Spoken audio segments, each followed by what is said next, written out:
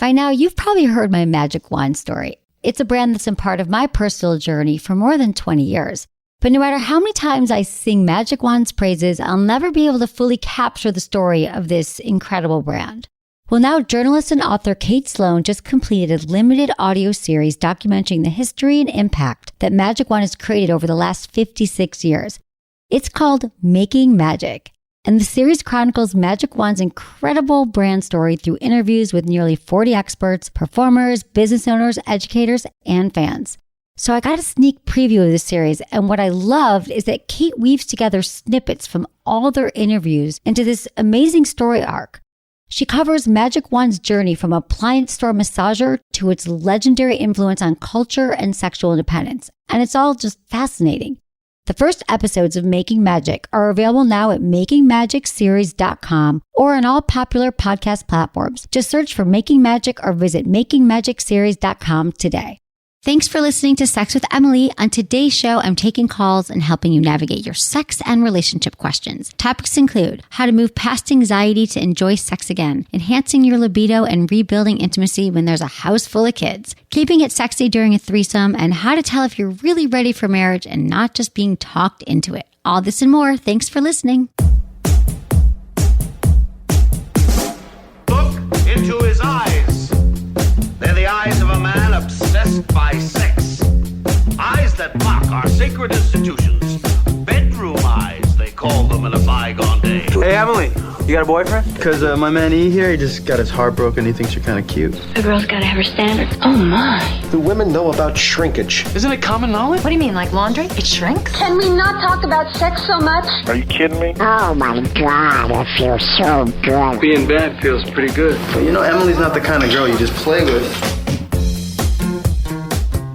You're listening to Sex with Emily. We're talking about sex, relationships, and everything in between. For more information, go to sexwithemily.com. You can easily subscribe to the podcast. I love when you subscribe to the podcast. It makes everyone's life so much easier. It's great when you review the show on iTunes or wherever you listen. And we've got some great podcasts lately. You guys have really been liking Your Two Breast Friends. I did with Jamie, my assistant producer. That was a great show. We talk about your breasts, but we also talk about some fun toys and some best sex tips. Also, The Mask of Masculinity with Lewis Howes, which is a great show to listen to about men's emotional and mental health and how you can help any men in your life. And also Getting Touchy-Feely with Brooke Burke. These are all some great podcasts that have come out in the last few months. We do 2 a week. I hope you enjoy the shows. And also check out the website because we're always updating the site with posts and blogs and things that will help you have better sex and relationships. And as always, you can get more Sex with Emily on social. You can find me on Instagram, Facebook, Snapchat, Twitter. It's all at Sex with Emily. And we've been doing some Facebook Lives lately and some Instagram Lives during the show. So if you've ever wondered, like, what goes on there in Sex with Emily? I want to see this. You can check us out. And I love hearing from you on all those channels. You guys, today's show is one of my favorites. We are taking your calls, and I love these shows because, as you know, I love helping you, answering your questions that you email me, but also when you do send me your questions, you can select that you'd like to be called. I really enjoy these call shows because I feel like I can help you with words through your emails, but also when we get to talk, you'll see we just get to break down some of your challenges right away. We can go deeper and really have some real solutions. So I just love these shows. So if you're feeling a little anxiety around it, when you send in your question, I think after listening to this, you'll realize that, wow, if I get to talk to Emily for a few minutes, my whole life could be changed. So thanks everybody for participating in these shows. And I always love hearing from you. And I hope you enjoy the episode. So now we are on to your calls. If you have a question you'd like me to answer on the show, that's amazing. We've made it really easy to ask me a question. So just pick an option that's best for you. You can text me, Ask Emily, all one word, to 797979. That's Ask Emily, one word, to 797979. And then you get a link back and you open that link and you ask your question. You can also submit a question from the Sex with Emily website via the Ask Emily tab. And that's another way to do it as well. So do that. Also include the information that will help me help you, your gender, your age, where you live, and how you listen to the show. And I can't wait to hear from you. Okay, we have Jordan. He's 20 from Texas, and he thinks his anxiety is hindering his sex life. Hey, Jordan. Hey. Hey, thanks for calling Sex with Emily. I'm glad to be on the show. Jordan, tell me about what's going on with you. What's going on, per se, is that I've been in a relationship with this person for 2 years, and I have had this situation derailed due to anxiety that I've had in regards to, like, just sex and things of that nature. Okay. Yeah, keep going. And what would happen is she would tell me, yeah, Jordan, I feel like you're doing a really good job, or like at least with things that would be like with oral or anything else of that matter. But when it would come to like actually getting down to it, it would always, like, my anxiety would always like eat me up, and then we wouldn't go anywhere. And so thusly, like, it would pretty much end there where it would start. And so I was wondering as to like what my anxiety is this really just something that I have a depth perception of, or is it something that, you know, is this a failure on my part to maybe understand like what's going on? Yeah, Jordan. Okay, so let me understand what happens. So you've been with your partner for 2 years, and you're saying for the entire 2 years you've been together, whenever you actually go to perform, like have intercourse, you get anxious and you, what happens? Like you get soft, you ejaculate too quickly. Like, how does that anxiety manifest? It's pretty much a mixture of both. Okay, every time. Yes. Okay, and have you had sex before this? No. Okay, so this is your first time, and with your partner. Okay, and so was there any other sexual activity you had in your past? No, like this was pretty much like first go at it for the most part. Okay, it sounds to me like there might, and there might be some kind of other trigger to actually having sex. So it's the first time you had sex, it's been happening, and then the anxiety leading up to it. Do you have anxiety in other parts of your life? Yes, I do. Okay, and have you been seeing a therapist? I have not been seeing a therapist, but usually I've been self-medicating for it, usually just trying to work out and like working through it, like making a point to journal and to make a point to write down like what my actual feelings are about it, or to like work through like just what like my own personal issues are. Yeah, those are great steps, actually, like writing down in the journal and kind of, reflecting on what's happening. I think that's, and working out can be great. I would think you're 20 years old and you've been having it for a while. And I think it would be really important to get some help and to talk to a therapist or someone who can kind of help you with the anxiety, because anxiety isn't even emotion, if you can believe it or not. Like anxiety is really kind of oftentimes just what we feel when we're not able to feel other emotions. And so there could be other things that it kind of helps you to deal with, like maybe some kind of fears or sadness, or I don't even know what else is happening in your life. But I think that a lot of times maybe there is some stuff you can think about, but that have come up, or childhood stuff. And when we don't deal with these things, we just feel anxiety, like across the board. And so I feel like I love that you're trying to do it on your own, but with mental health, it's really challenging. For the maintenance, sounds like you'll be great if you go to see somebody for a while and they'll say, hey, I want you to journal every night. I want you to exercise and meditate. You'll do that. But I feel like you really should get some help with somebody. And do you have insurance? I do have insurance. Okay, well, that's great, because I know a lot of young people are like, I don't have insurance and it's expensive. People throw up a million reasons why they can't. And I can just tell you that your mental health is the most important thing. Just like going to the doctor for a checkup, you have to get this checked out, because I can't even break down. I'm not going to give you any advice about sex and how to do it here, because I feel like it's been 2 years this has been going on. And I just think that you should find someone who can kind of help you with this. And a sex therapist would be great. But I also think if it's, again, been kind of in your life for a long time, just starting with a general, therapist would be very helpful right now.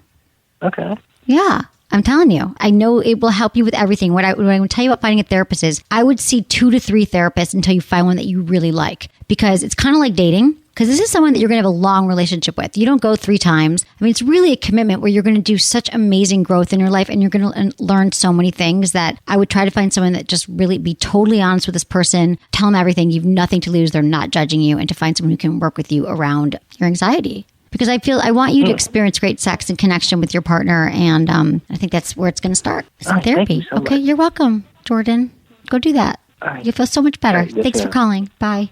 Yeah, you guys, anxiety is a plague. I'm telling you, we are all suffering from so much anxiety now, even more so than ever. I think that doing, meditation and writing and exercise, all that's really important. But a lot of times we're just trying to, like I said, suppress certain emotions and feelings, and we learn just to feel anxiety. So like no matter what's happening, you could be happy, you feel anxious. You could be sad, you feel anxious. So once you'll get into a trained therapist who can kind of help you, with wherever the anxiety is coming from and help you regulate it, is a great thing to do.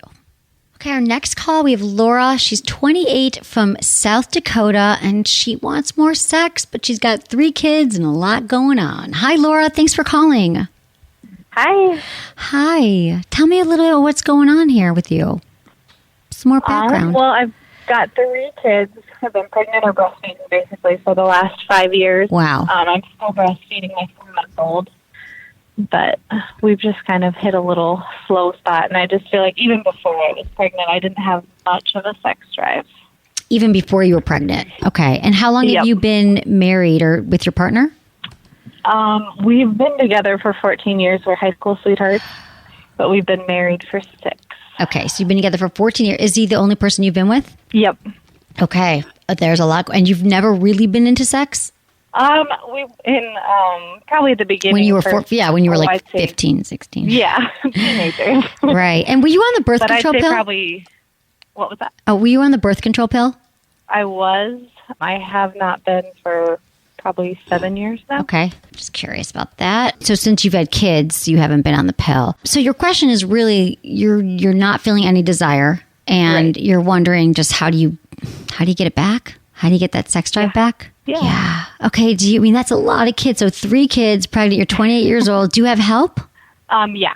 Okay, good. So you have like someone helping with the kids. And how is your relationship with your partner, your husband? I think it's really solid. Okay. We're very open with each other and everything. That's good. That's good. And so just know that like kids, pregnancy, like that's all going to take a serious toll on your sex drive. That's just going to happen. You're exhausted. I mean, I'm exhausted thinking about your life right now. So just understand that, okay?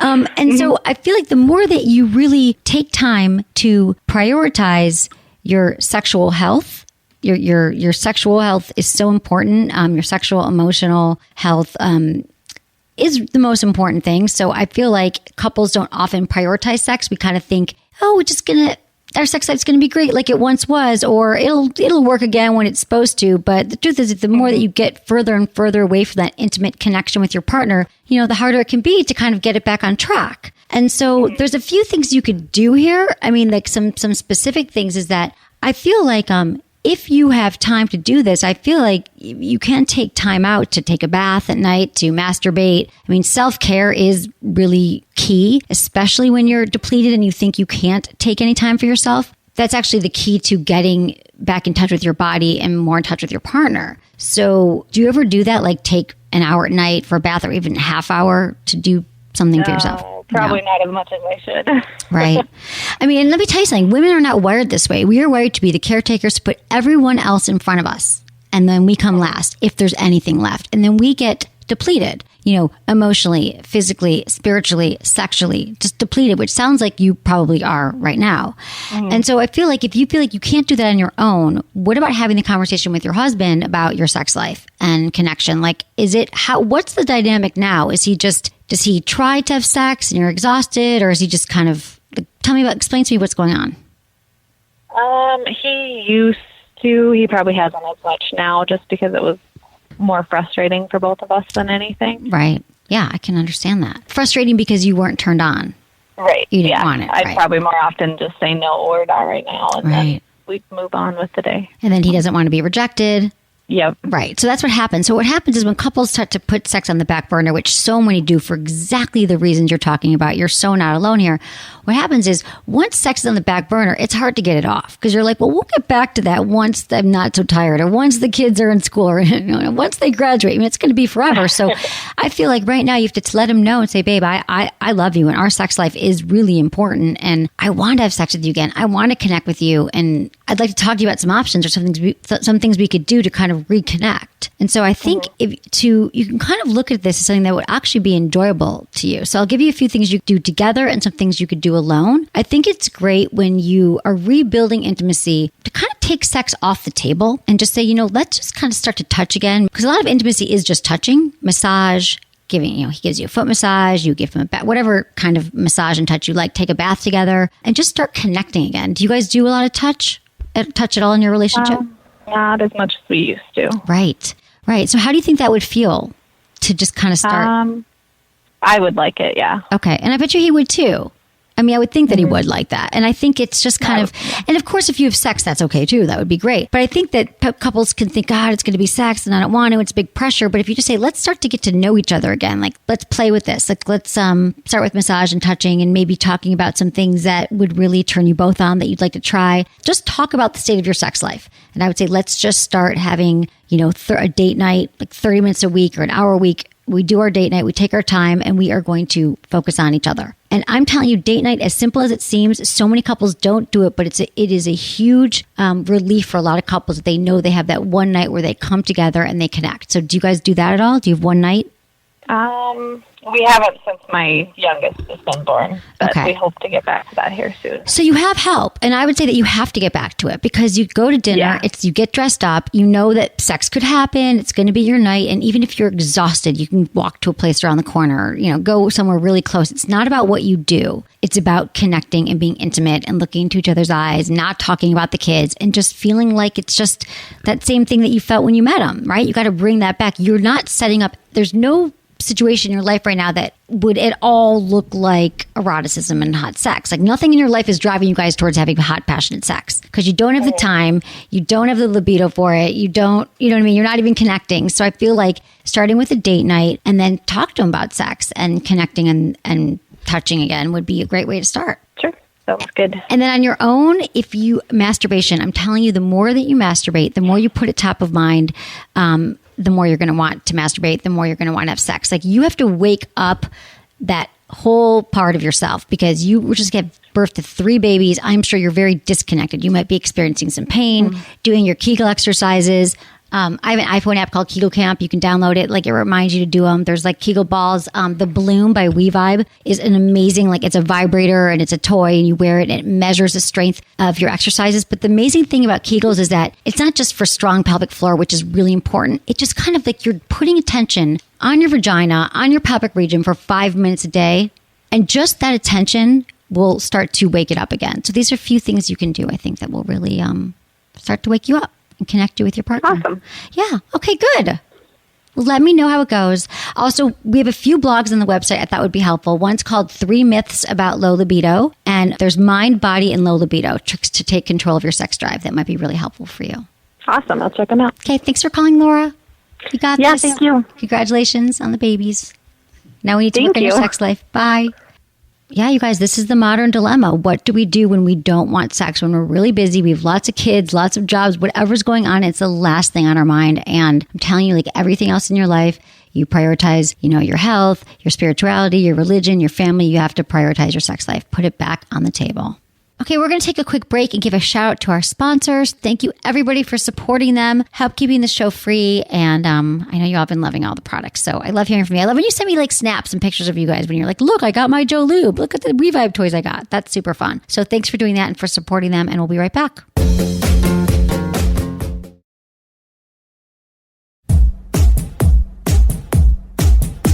Okay, our next call is John. He's 36 from Idaho, and he's not sure that he's ready for traditional marriage and perhaps considering an open relationship. Hi, John. Thanks for calling. Emily, how's it going? Hey, I'm good. I'm so glad you called. I'm really looking forward to talking to you. Tell me, Thank you for taking my call. Of course. I want to work this through with you. So tell me what's going on.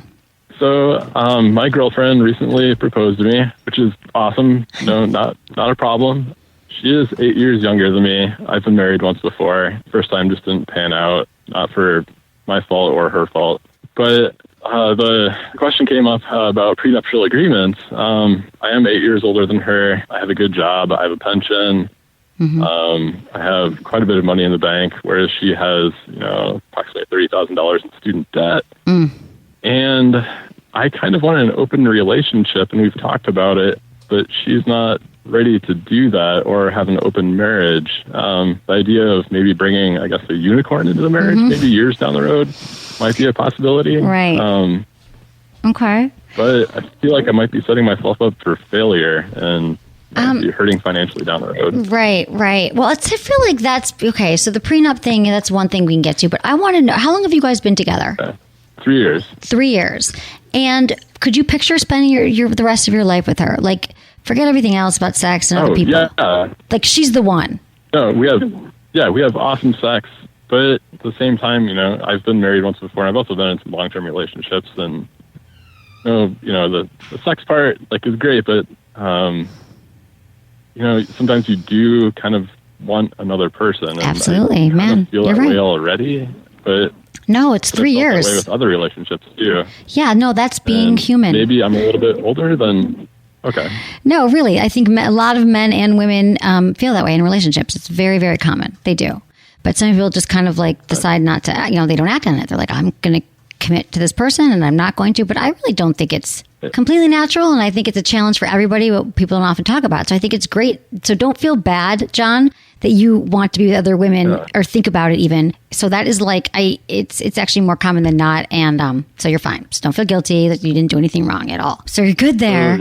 She's not willing to have the open relationship, I guess, okay, in the future. And the idea of maybe bringing a third person into she's not open to marriage, it because it might be a compromise, but I'm not sure I can, I get it. No, it's a big, so many people don't understand that. She might not want that. She might know what that looks like. But here's my question for you. In between your last long-term relationship and this long-term relationship, did you have any time off without dating?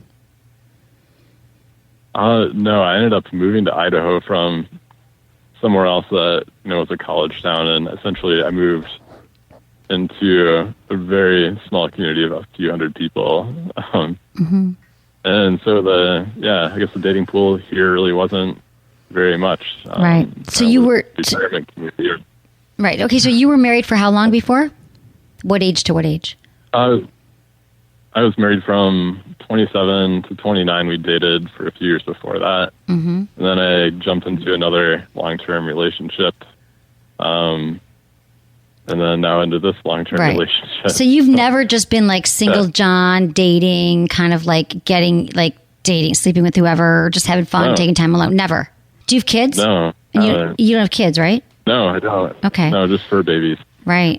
Oh, animals, right. Furbies. Yes. No, I hear you. Those are, yes, I get it. Yeah. I got it. So I don't know, John, there's a lot of things I'm thinking about. There's a few things that I feel that maybe you just need time without a woman in your life to figure out who is John. Like, what do you really want? Like, I get that you live in a small town and that is a consideration, that there's a very small dating pool. But I feel like when we don't ever have time alone in our adult life, we're going from one to the next, we don't really even have time to think about, like, who am I without a partner? What do I really want to do? What am I attracted to? Maybe I want to have a threesome or have sex with someone one night and then the next night somebody else and just kind of do my own thing. I think that's part of growing up and understanding like who we are. And I don't feel like you've done that work yet. And I think that's really important because maybe you're just like, it's okay to just be not ready yet for marriage because you haven't had it. It feels like you've been with someone since you were 27, but maybe even before that. You seem like a really good guy, so you've always been in a relationship probably since you were like in high school, right? Real long-term dater. Yeah. Pretty much. You're like, you seem like an awesome guy. Like she's proposing to you. She wants to nail you down. You sound like really attractive. You've got like a big bank account. I'm not going to ask you about other things that are big. No, but I'm saying that'd be inappropriate. But I want you to like, you just seem like the sweet, you have a really big heart. You're really caretaking, you're nurturing. That's why all these women just love you. And I'm wondering if you're getting your needs, if you know what your needs are, A, and B, if you're getting them met. And I don't even mean sexually, I mean across the board. Like your emotional needs, your physical needs, your time alone needs, like I don't know. I'm just wondering if you even know what that is yet. I would feel totally solid marrying her as like my one primary person. Mm-hmm. Okay. But sexually, like... So you want to... Okay. My loins are on fire. I want to have sex with other people. And when you're what? What'd you say when you're what? I don't think that's ever... I said my loins are on fire. I want to have sex with other people. I get it, dude. I get it. Like right now on fire they are. So I feel like she's the one you want to be with, and she's got to understand that this is something that you're into. And that, here's the thing. She might just be saying no. Okay, let me tell you. A lot of women, you're in Idaho. I'm not going to kid around. If you're in LA, they'd be like, oh, really? Another guy wants an open relationship? It would be very different. But I'm from Michigan. Right. I get it. They're like, what? That works? But I think it's more common than not. But I think she also might not totally even understand what that looks like. She's thinking, want to hear what she's thinking? Oh my God, I'm not enough for him. He doesn't think I'm hot. He wants to have sex with other women. He probably thinks all my friends are attractive. He wants to sleep with that girl at work I saw him talking to that time. I mean, that's what she's thinking, right? She's not understanding that actually bringing another woman into having a threesome could mean that she'll be getting some kind of, if she's into women, she might not even know yet, but that she could be getting some kind of sexual pleasure that she's never experienced. So I feel like if this is your girl, this is your woman, that you guys need to do your own sexual inventory together. Like you kind of got to have one of these, like, take this off the table right now, the threesome or the unicorn, and just be like, babe, what really turns you on? Like, let's go to a sex toy store and go shopping. Let's go online to Emily's website even and like look at some things she has, or let's each write down 3 fantasies that we have and kind of exchange it, like and exchange papers and say like, let's try to do these 3 things before the end of the year. So like you can start to have a dialogue about, and that might feel like you're actually having sex with a different person if you're having different experiences, because the reason why your loins are on fire right now is you're kind of craving different experiences.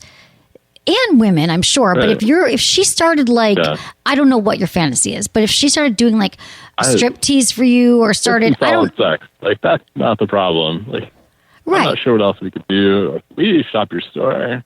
What? Listen to your podcast on road trips. You do it all. You do? Okay. So you're doing it all. So you really, you're up on it. A little quiver. So you literally want a third person. You want to have sex with someone else. Now, do you want to have sex without her in the room, or you want her to be there?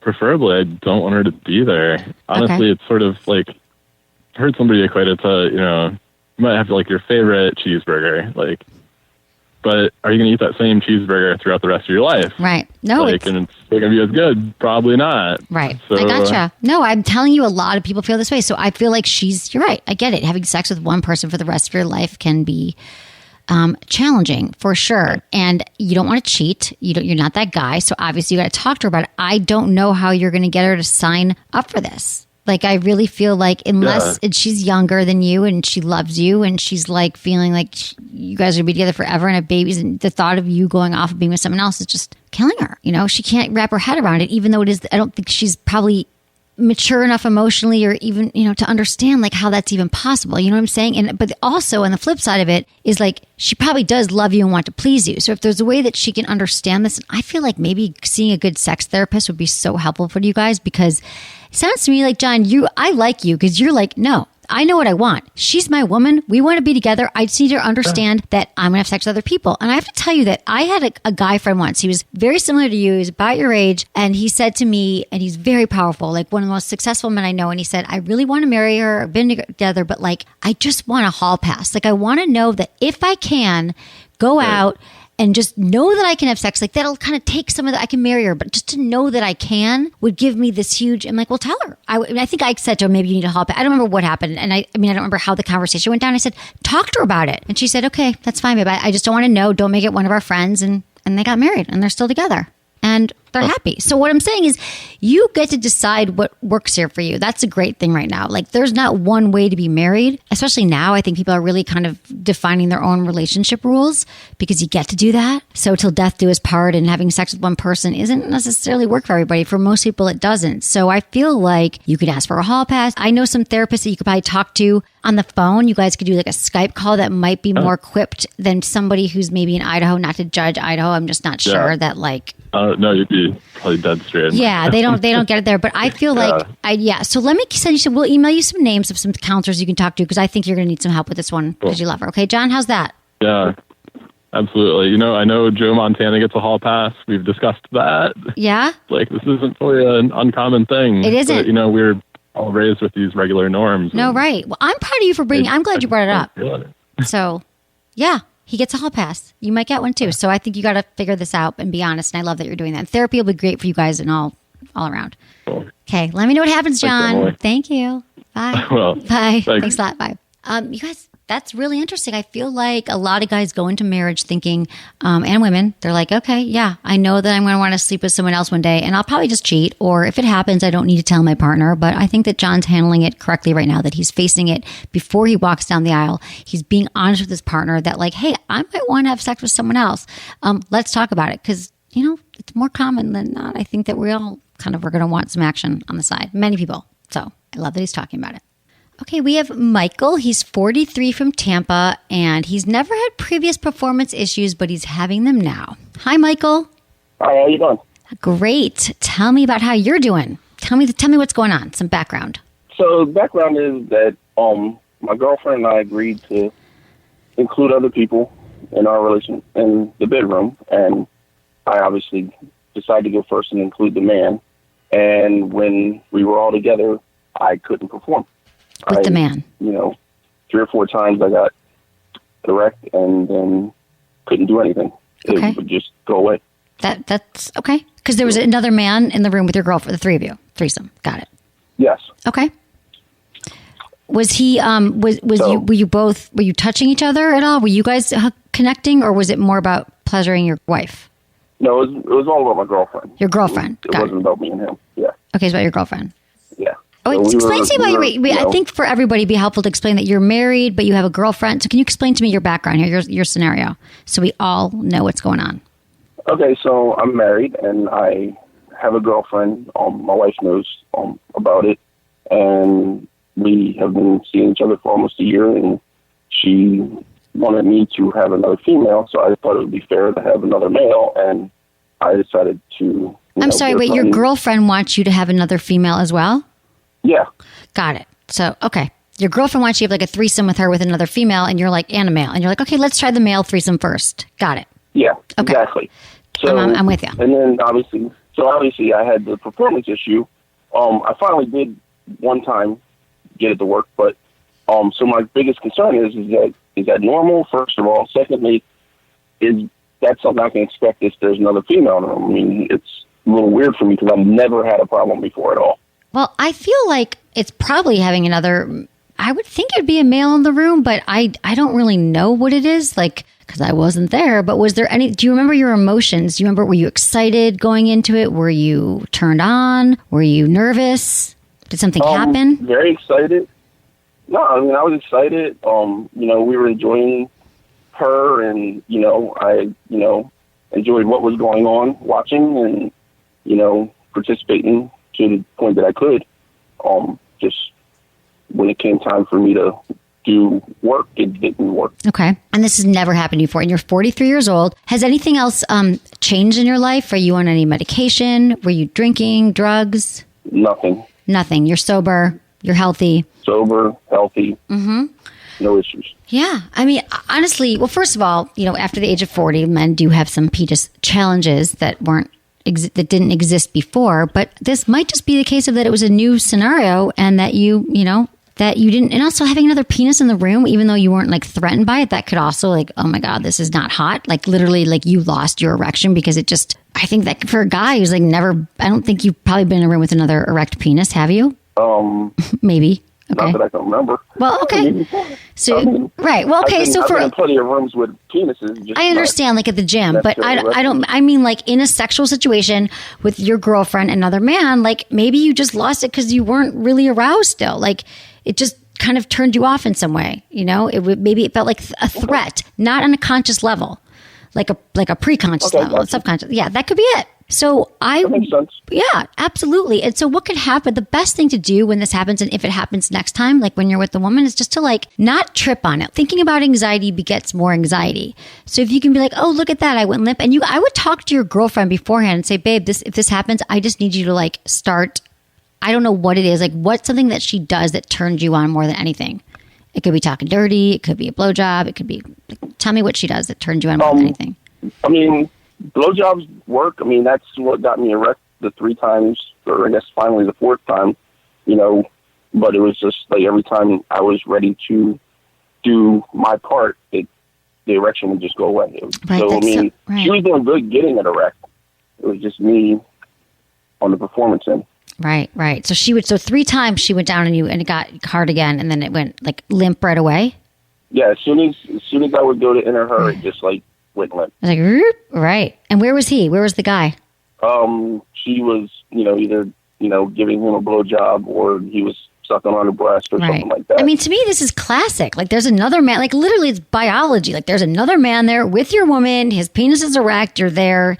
He's pleasing her. You're not, which would make me anxious. You know what I'm saying? Like, I get it. So it sounds like there was a lot going on there. And, like, it's okay that this is the one time you had performance issues. I really wouldn't create a big thing about it. And if you could even just kind of, if you guys are having another threesome with a woman, you said, coming up, I love your schedule. Yeah. It sounds really fun. You have like another threesome this weekend, but this time with a woman. I would just like, if anytime your brain's going to, oh shit, I hope I can perform, just think about, wow, it's going to be so hot with 2 women. I can't wait to please them. I can't wait for them to please me. And just like literally cover this with all really great feelings and happiness and joy rather than focusing on, is this going to happen? And also if in the moment, if it happens, no big deal. Like same thing, like your girlfriend maybe they'll both give you a blowjob this time. You'll be like, you know what? I need both of you on me, but I don't think it's going to happen.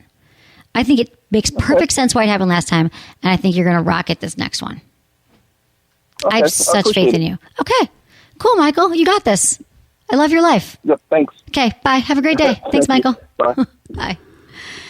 It's interesting with performance issues around men that it's so true that with anything, the more we think about things during sex, about anxieties or worries, women do this too. Am I going to come? Am I going to have an orgasm? Will it happen? We're not going to. So if you find that you're thinking more during sex than you're feeling, you're probably preventing something great from happening. And this is when a lot of the performance issues happen. This is why I don't want him to spend a lot of time thinking about it and worrying about it. Because a lot of times it can just be a one-off situation where you didn't get hard, you came too quickly, you didn't have an orgasm. Happens all the time. But I think that the more fuel we give to it, the more likely it's going to repeat. So that's why I just want him to focus on all the good stuff and not trip up on it. Thanks, everyone, for listening to this show. That was fun, right? I like the caller shows. So remember, when you're sending in your questions, you can just check the box and we will set up a time to call you for one of these shows. It's always a good time, right? I feel so good talking to you. Okay, so thanks, everybody, for listening. And thanks to my amazing team, Ken, Jamie, our intern, Shannon and Jenny,